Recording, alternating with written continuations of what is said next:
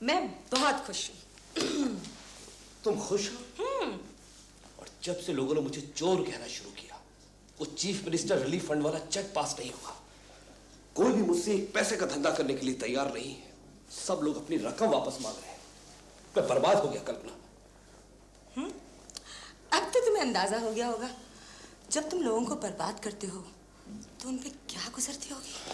मैं यहाँ पे तुम्हारा लेक्चर सुनने नहीं आया कल्पना, बल्कि तुम्हारी मदद मांगने आया हूँ। प्लीज मुझे कुछ दिनों के लिए 3 लाख रुपए उधार दे दो।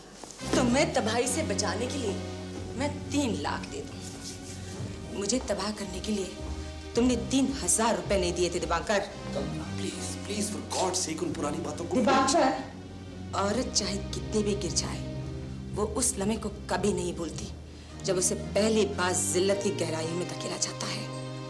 मैं भी नहीं भूली, ना उस लम्हे को, ना ही तुम्हें। कल्पना, अगर तुमने मेरी इस वक्त मदद नहीं की तो मैं सचमुच तुम्हें तबाह कर दूंगा। तुम मेरा कुछ भी नहीं बिगाड़ सकते दिवाकर।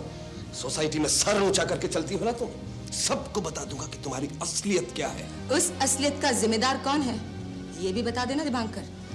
अगर तुमने मेरे बारे में मुंह खोला तो मैं तुम्हें सरे बाजार नंगा कर दूंगी, और जो बात अब तक छुपी है वो भी बता दूंगी लोगों को। ओ Kalpana, please please for God sake help me Kalpana, help me.